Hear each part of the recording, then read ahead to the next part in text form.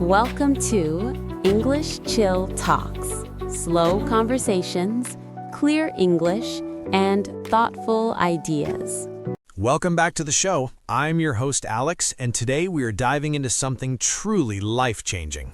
I am Sarah, and honestly, we're talking about why your mindset is the ultimate key to unlocking success. Let's get right into it, guys. Sarah, it is so great to see you today. I was just thinking about how much we have been through lately. I know, it has been quite a whirlwind, right? Actually, I am just so happy to be sitting here with a fresh coffee and a great topic. Same here. I really needed this conversation today. My week has been a bit of a struggle, to be honest. To be fair, I think we all have those weeks where everything feels like a bit of an uphill battle. Exactly, and that is why I wanted to talk about mindset today. It's basically the lens through which we see our entire world. Totally. If your lens is foggy or cracked, your reality is going to look pretty messy, right?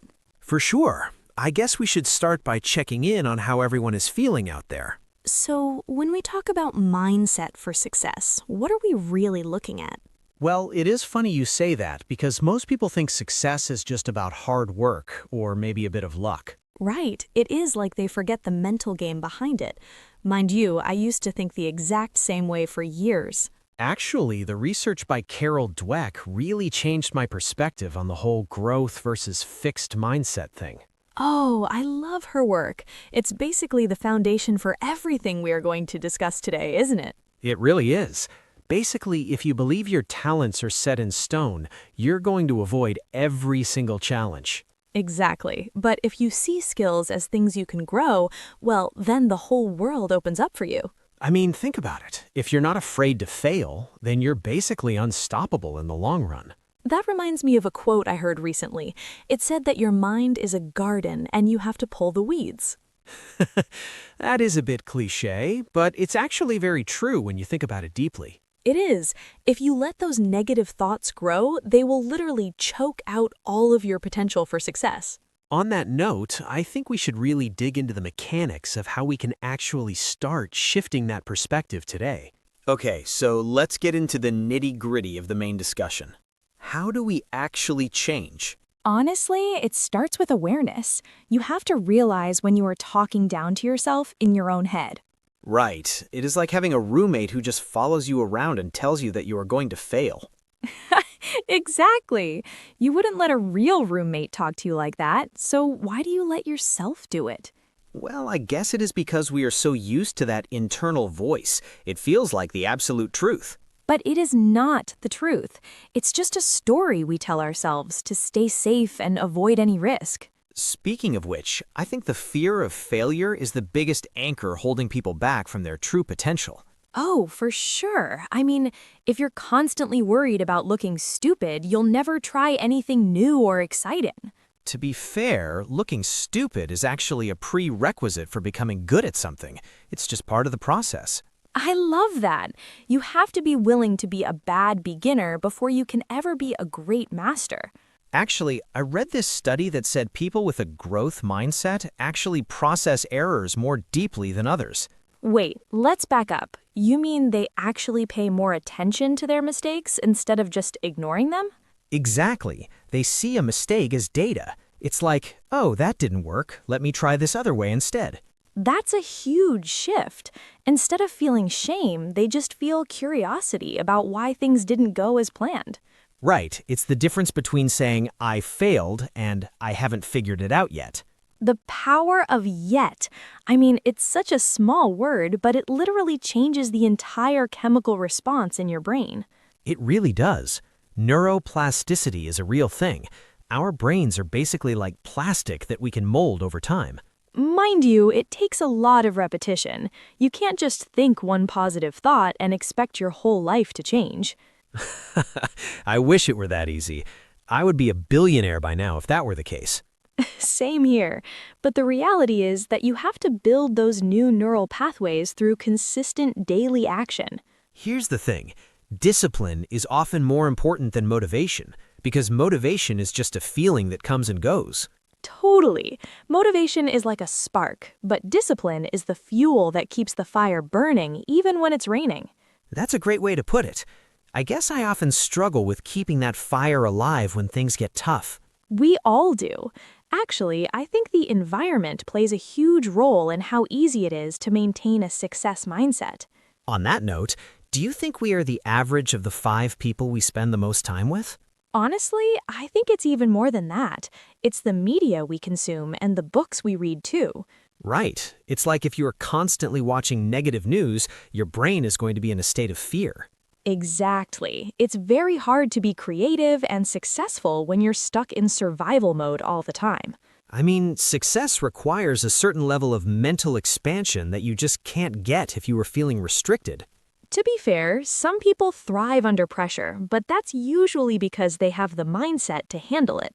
For sure, they see the pressure as a privilege or a challenge rather than a threat to their existence. It's funny you say that. I was watching an interview with an athlete who said they love the nerves before a race. Right. They interpret that racing heart as excitement instead of anxiety. It's the exact same physical sensation. The crazy part is how much control we actually have over those interpretations once we start practicing it. Well, it takes a lot of focus. I find that journaling helps me catch those negative patterns before they take over. I love journaling too. It's basically like a brain dump. You get all the junk out so you can see clearly. Exactly. Sometimes I look back at what I wrote and I think, wow, was I really worried about that? I know the feeling. Most of the things we worry about never actually happen anyway, right? Literally, we suffer more in imagination than in reality, as the old saying goes. If you think about it, success is mostly about managing your own psychology while you navigate through uncertainty. For sure. And there's a lot of uncertainty in the world right now, which makes this even more important. Actually, I think that's why so many people are feeling stuck lately. The world feels very heavy and unpredictable. To be fair, every generation has had its challenges. We just have to decide how we are going to respond to ours. Right, it's that responsibility, the ability to choose your response regardless of the external circumstances. I mean, that's the ultimate freedom, isn't it? No one can take away your internal state unless you let them. Exactly, but it's a constant battle. You have to wake up every single morning and choose that mindset again. Mind you, it does get easier over time as the habits start to lock in and become your default mode. I'm still waiting for the day it becomes fully automatic, but I'm definitely seeing progress. Progression over perfection. That's another huge mindset shift that I think is absolutely vital for anyone listening. Oh, definitely. Perfectionism is just another form of procrastination disguised as having high standards. Wow, that hit home. I'm definitely guilty of that. I wait until things are perfect and then I never launch. We have to be okay with good enough for now so we can improve it later down the road. Basically, you can't steer a parked car. You have to get it moving first, even if you are going the wrong way. That reminds me of something my mentor told me. He said that action creates clarity, not the other way around. That is so true. I used to sit around waiting for clarity to strike me before I would act. Right, but clarity is actually a byproduct of the work. You find the path by walking it, not by staring at a map. I guess that's why successful people seem to take so many risks. They're just trying things to see what works. Exactly. They have a very high tolerance for being wrong because they know being wrong is just a step towards being right. It's funny how we are taught in school that being wrong is the worst thing that can happen to you. Totally. Our education system basically trains us to have a fixed mindset from a very young age. Right. It's all about the grades and the test scores rather than the actual learning or the effort put in. Mind you, some schools are changing, but most of us have to unlearn all of that stuff as adults. It's a lot of work to unlearn 20 years of conditioning, but it's the most important work we can do. Honestly, it's the only way to break out of the cycles that keep us from reaching our goals. Speaking of goals, do you think people focus too much on the destination and not enough on the person they are becoming? For sure. If you get the prize but you didn't grow as a person, you'll probably lose it anyway. Right. It's like lottery winners who lose everything within a year because they didn't have the mindset to manage it. Exactly. Their external reality changed, but their internal identity was still stuck in that scarcity mode. Scarcity versus abundance. That's another huge topic. Most people are operating from a place of not enough. I mean, if you think there isn't enough to go around, you'll always be acting out of fear and greed. But if you believe in abundance, you're more willing to collaborate and help others, which actually leads to more success. It's like a self-fulfilling prophecy. What you look for is exactly what you're going to find in the world. Literally, if you look for problems, you'll find them everywhere. If you look for opportunities, they'll pop up too. Actually, I think that's called the reticular activating system in the brain. It filters information based on what we focus on. Right, it's like when you buy a new car and suddenly you see that same car everywhere on the road. Exactly. Those cars were always there, but your brain just started prioritizing that specific information. So, if we program our filter for success and growth, we'll start seeing the paths to get there more clearly. For sure. It sounds like magic, but it's actually just how our biological hardware functions. Well, we just need to make sure that we're the ones doing the programming, instead of letting social media do it for us. Oh man, don't even get me started on social media. That's the ultimate trap for a fixed mindset. Right, the constant comparison to everyone else's highlight reel is just toxic for your mental health. I mean, you're comparing your behind-the-scenes footage to their Oscar-winning movie trailer. To be fair, we all do it, but we have to be conscious of it and pull ourselves back to our own lane. Exactly. Your only real competition is the person you were yesterday. Everyone else is just noise. I guess that brings us back to the idea of self-talk. What are you saying to yourself when you fail? Usually, I'm my own worst critic, but I'm learning to be more of a coach to myself. A coach, that's a great distinction. A coach identifies the mistake, but then focuses on the next play. Right. A coach doesn't just scream at the player, they help the player get better for the next time. If you think about it, we should all be treating ourselves with that kind of constructive kindness. Honestly, it makes the whole journey so much more enjoyable.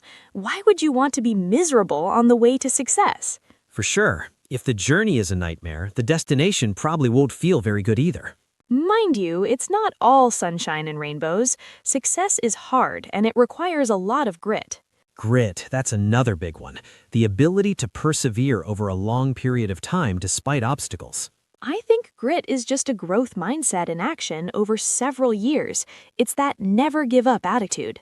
Right, it's knowing that the obstacle is actually the way. The challenge is what builds the strength. You're sounding like a stoic philosopher now, Alex, but I totally agree with you. Well, those guys knew what they were talking about. They mastered the art of mindset thousands of years ago. It's funny how these ancient truths are still so relevant in our modern, high-tech world today. Actually, it's because human nature hasn't changed. Our tools have changed, but our brains are pretty much the same. Which is why we still struggle with the same fears and insecurities that people did in ancient Rome. Right, the fear of rejection, the fear of failure, the need for status, it's all still there. But we have the advantage of all this modern psychology and neuroscience to help us navigate it better. If we actually use it, I think most people just consume the information and never actually apply it to their lives. Ugh, the knowledge trap. We feel like we are making progress just because we read a book about it. I am so guilty of that.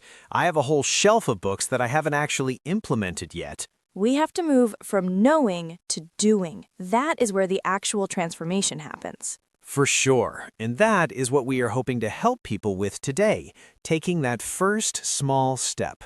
Let's talk about some real-world examples. Imagine someone trying to start a business, but they are terrified. Okay, so their fixed mindset says, if this fails, it means I am a failure as a person. Right, and because of that, they probably won't even launch the website or talk to their first customer. Exactly. But if they have a growth mindset, they think, this is a giant experiment. I am here to learn. If the business fails, they just think, okay, that specific model didn't work. What did I learn for the next one? I mean, look at someone like Thomas Edison. He famously said he didn't fail 10,000 times. Right, he just found 10,000 ways that didn't work. That is the ultimate growth mindset right there. Another scenario is someone looking for a promotion.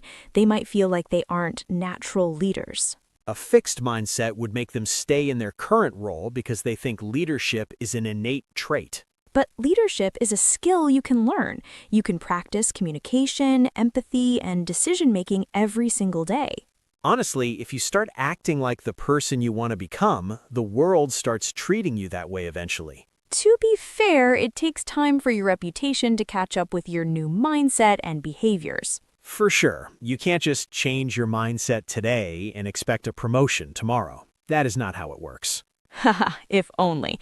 But you will start seeing opportunities that you were literally blind to before. That reminds me of a friend of mine. He was stuck in a dead-end job and felt completely hopeless. What changed for him? Did he just wake up one day and decide to be different? Basically, he started listening to podcasts like this one and realized he was sabotaging himself with his thoughts. It is crazy how we can be our own worst enemies without even realizing it's happening. He started taking night classes and networking, even though he was terrified of talking to strangers.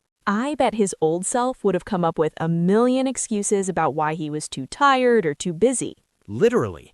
But his new mindset told him that the discomfort was just the feeling of his brain expanding. I love that. Discomfort is growth. If you aren't uncomfortable, you are probably standing still. Speaking of which, let's talk about physical health and how mindset affects our fitness goals. Oh, that is a huge one. Most people quit the gym because they don't see results in the first week. Right, they have a fixed view of their body. They think they're just not a gym person. But if they saw it as a long-term project of building a new identity, they wouldn't be so discouraged by slow progress. Exactly. It's about the habit of showing up, not the number on the scale today or tomorrow. Actually, I think the most successful people in any field are the ones who can tolerate the boring middle part. Mind you, the boring part is where the actual results are forged. It's the daily grind that no one sees. Everyone wants the trophy, but no one wants the 5 a.m. practice in the freezing rain. For sure. But if your mindset is right, you actually start to enjoy that 5 a.m. practice in some weird way. It's because you know that every rep is making you into a stronger version of yourself. It's like that internal reward system shifts from external validation to internal satisfaction. That's the ultimate goal, isn't it? To be driven by your own standards rather than what others think. I mean, that's when you really become free, when you don't need the world to tell you that you're doing a good job. Exactly. You know you're doing the work, and that's enough for you at the end of the day. If you think about it, most overnight successes were actually years in the making behind the scenes. Literally, we only see the finish line, never the marathon that led up to it. I guess that's why we have to be so careful about who we compare ourselves to on this journey. For sure. Compare yourself to your past self, and you'll see how far you've actually come. That is such a powerful way to stay motivated when things feel like they're moving too slowly. So, as we start to wrap this up, what are the main things people should take away from today? Well, first and foremost, realize that your brain is not fixed. You can literally change its structure through your thoughts and actions. Right. Neuroplasticity is your best friend. Use it to build the person you want to be. Secondly, start using the word yet. Whenever you feel like you can't do something, just add yet to the end of the sentence. I love that.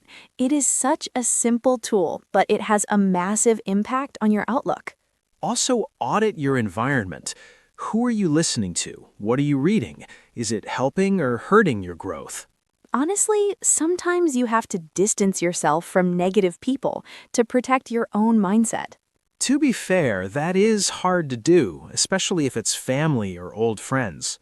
It is, but your future self will thank you for making the tough choices today. Exactly. And don't forget to be a coach to yourself rather than a critic. Yes, give yourself some grace when you mess up, then get back on the horse. Basically, success is a marathon, not a sprint. You have to keep a sustainable pace and a positive attitude. Mind you, a positive attitude doesn't mean ignoring reality. It just means choosing to focus on solutions. For sure. It's about being a rational optimist. See the world as it is, but believe you can make it better. That is a perfect way to summarize it. I mean, what else is there to say? I think that's it. It's all about the daily practice of choosing growth over comfort. If you do that, success is almost inevitable over a long enough time horizon, right? Literally, time is the multiplier of your habits and your mindset. Well, I feel ready to go out there and conquer the world now. Me too, Sarah. Me too. Thank you guys so much for listening to this episode. We really hope it helped you shift your perspective a bit. If you enjoyed it, please share it with someone who might need a little mindset boost today. Actually, it would mean the world to us if you left a review on your favorite podcast platform. For sure. We love hearing from you guys. Until next time, keep growing and keep pushing forward. Thanks for being here. Goodbye, everyone. Bye.